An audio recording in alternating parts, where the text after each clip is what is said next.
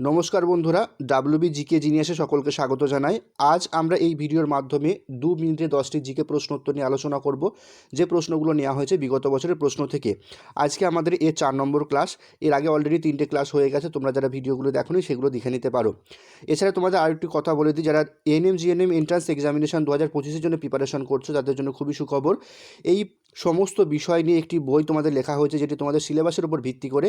এই বইটি theory plus MCQ সমস্ত জিনিস তোমরা পেয়ে যাবে। এই বইটি পারচেস করার জন্য এই যে নাম্বারটা দেওয়া আছে 9093645630, এই নাম্বারে হোয়াটসঅ্যাপ করলে সমস্ত বিষয় তোমাদের বলে দেওয়া হবে কীভাবে তোমরা এটা পারচেস করতে পারবে। চলো শুরু করা যাক আজকে আমাদের ভিডিও। আজকে আমাদের প্রথম প্রশ্ন, সর্বপ্রথম অশোকের শিলালিপির পাঠোদ্ধার করেছিলেন? আমাদের অপশান ডি হয়ে যাবে right answer, James Prinsep. James Prinsep সর্বপ্রথম অশোকের শিলালিপির পাঠোদ্ধার করেছিলেন। 2 নম্বর প্রশ্ন কি আছে দেখো, গুপ্ত যুগের স্বর্ণমুদ্রা কী নামে পরিচিত ছিল? আমাদের এখানে রাইট আনসার হয়ে যাবে অপশান সি, দিনার। দিনার হলো গুপ্ত যুগের স্বর্ণমুদ্রার নাম। পরবর্তী প্রশ্ন 3 নম্বর প্রশ্ন কি আছে দেখো, প্রাচীনতম ভারতীয় মুদ্রাগুলি তৈরি হতো কি দিয়ে? আমাদের রাইট আনসার হয়ে যাবে অপশান ডি, তামা এবং রূপো দিয়ে প্রাচীনতম ভারতের মুদ্রাগুলি তৈরি করা হতো।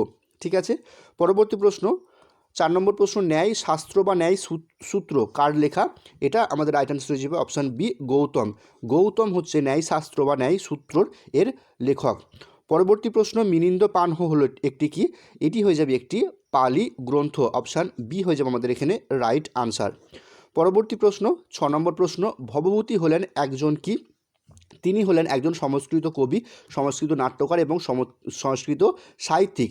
অর্থাৎ অপশান ডি হয়ে যাবে আমাদের এখানে রাইট আনসার, ওপরের সবগুলি সঠিক। পরবর্তী প্রশ্ন 7 নম্বর প্রশ্ন দেখো কী আছে, বুদ্ধচরিত কার লেখা? বুদ্ধচরিত তোমরা সকলেই জানো, এটি লেখা হচ্ছে অশ্ব ঘোষ। অপশান সি হয়ে যাবে আমাদের রাইট আনসার, বুদ্ধচরিত অশ্ব ঘোষের লেখা। পরবর্তী প্রশ্ন 8 নম্বর প্রশ্ন, কলহনের রাজতরঙ্গিনী গ্রন্থটি লিখেছিলেন কখন লেখা হয়েছিল? এটি হয়েছিল দ্বাদশ শতকে। অপশান বি হয়ে যাবে আমাদের এখানে রাইট আনসার। পরবর্তী প্রশ্ন 9 নম্বর প্রশ্ন, ঋতু সংহার এর রচয়িতা হলেন কে? এর রচয়িতা হলেন কালিদাস। অপশান ডি হয়ে যাবে আমাদের এখানে রাইট আনসার। পরবর্তী প্রশ্ন এবং আজকে শেষ প্রশ্ন, নিম্নলিখিত কোন ঐতিহাসিক প্রাচীন ভারতের ইতিহাস সম্পর্কে গবেষণার জন্য বিখ্যাত ছিলেন? উত্তর হয়ে যাবে অপশান সি, রামচরণ শর্মা। এরকম ভিডিও প্রত্যেকদিন পাওয়ার জন্য অবশ্যই আমাদের চ্যানেলটিকে সাবস্ক্রাইব করো। ধন্যবাদ।